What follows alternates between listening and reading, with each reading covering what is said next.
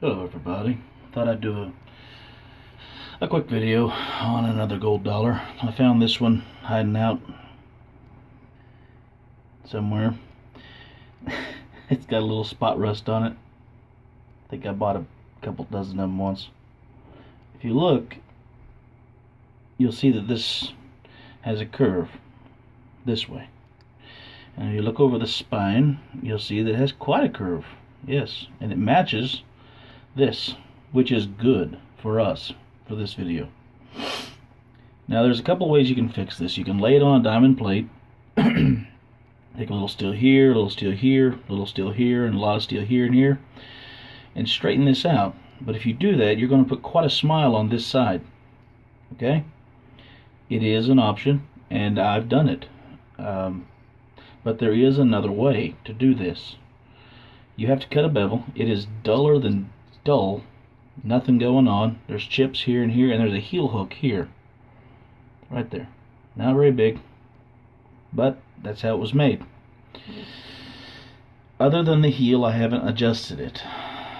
So, let's lap it, my water stone. You should always lap your water stones. I'm using a very coarse lapping stone. I'm going to break my corners aggressively on this water stone. You will see why here in a second. I've got one little flat spot. It's very important, no matter what you use to lap, that you lap regularly. Especially when you're cutting a bevel on something like this, or anything really, but when you're going to be using your stone aggressively, it comes out of flat.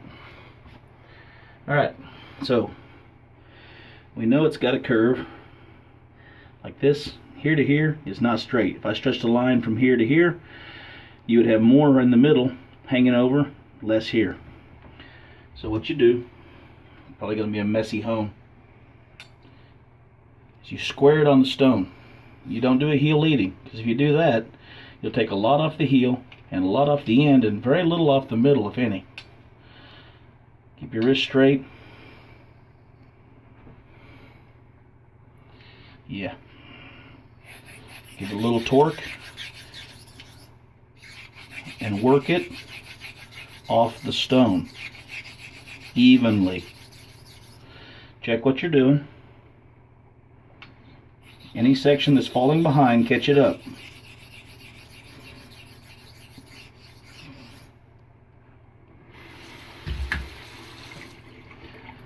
I forgot to, my ubiquitous, misenunciated that, toilet paper here, super soft. Got to preserve that finish and everything. What you want is an even bevel to come in. Now we may not get a completely even bevel, but we're going to try, right? For cosmetics, this is a very valuable razor. Sarcasm. Alright, on this side, heel can be leading if you wish, but the toe, what's most important is this right here, where my index finger is, needs to be flat on the stone for as much as possible. That may mean that this section up here may rise a little, okay? And you're going to use half strokes, and you're going to watch the water to help you control how much steel you're taking off, okay? You following me?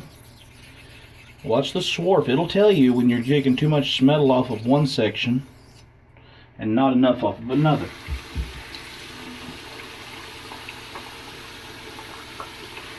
And watch the wear on the bevel, okay? In reality, we're not really using, shake this dry a little bit, all the stone. You're using about an inch, 3/4 of an inch of it. And it's very important that you hold this as firm as you can and your wrist is straight.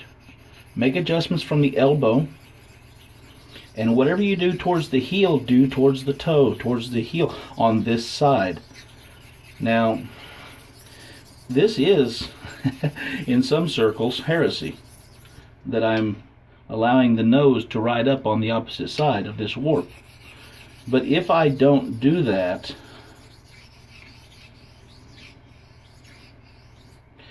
I will have to lay it on a diamond plate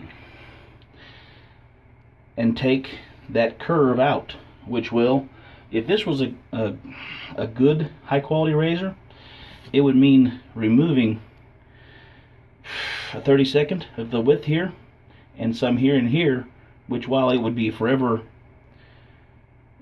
simple, I suppose, or simpler to hone, it would also sort of reshape it in a rather dramatic fashion. Now you're concentrating on a small section, and I've got some decent torque going on here. Now to do the other side,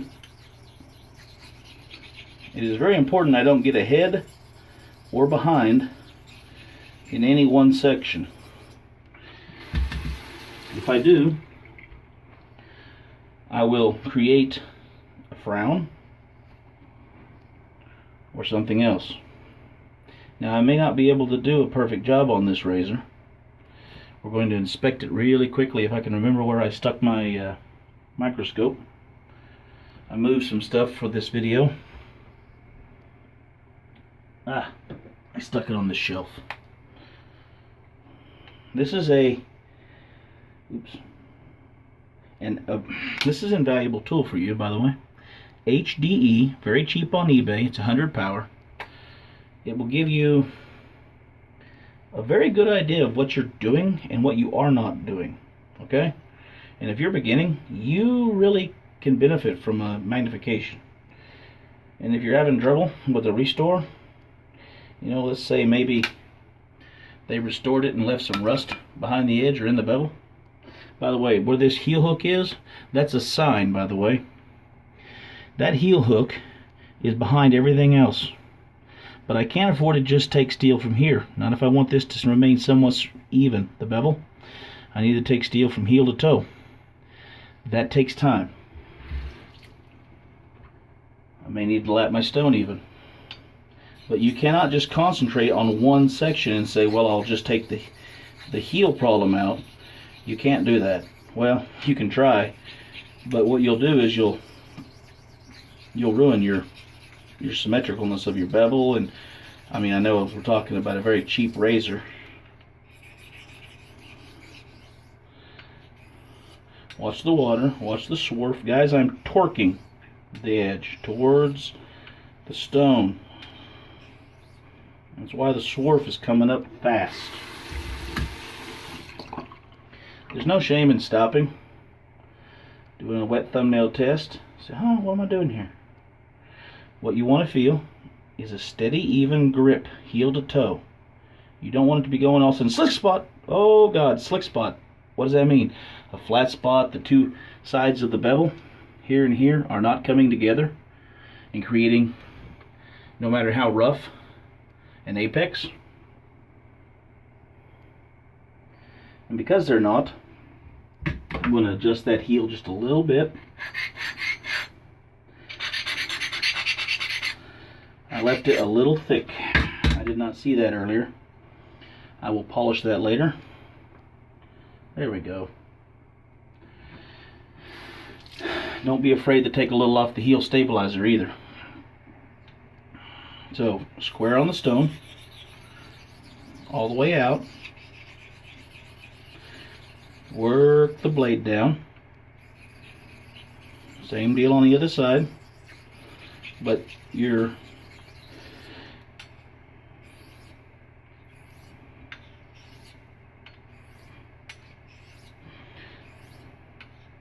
this will probably never be a beautiful razor. It wasn't going to be in the first place, even if it had been straight.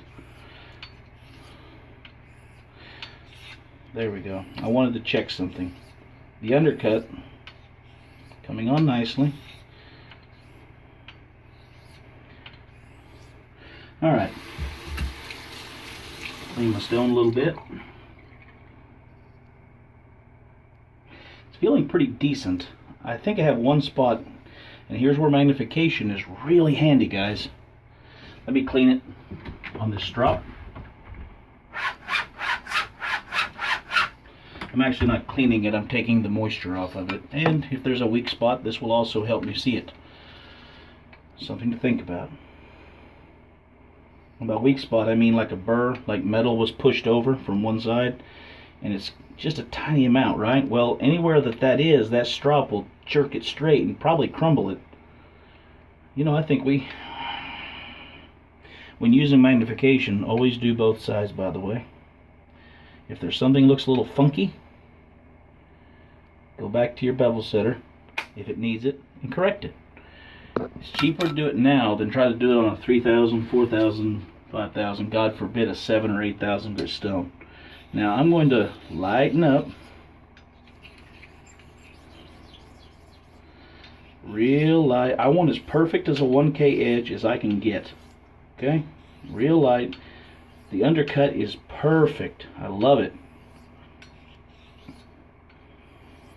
This is what we used to do to boning knives that were bent back when I was a butcher.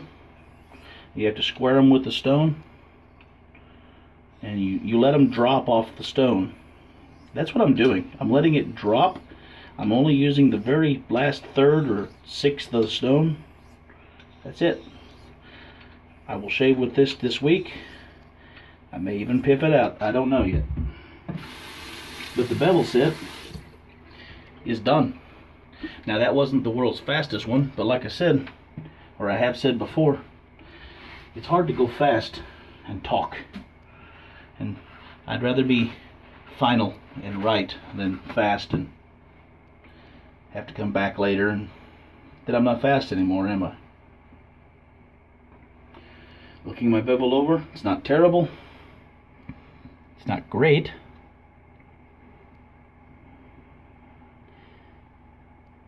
I have seen worse, and not only on my razors, so I'll dry this.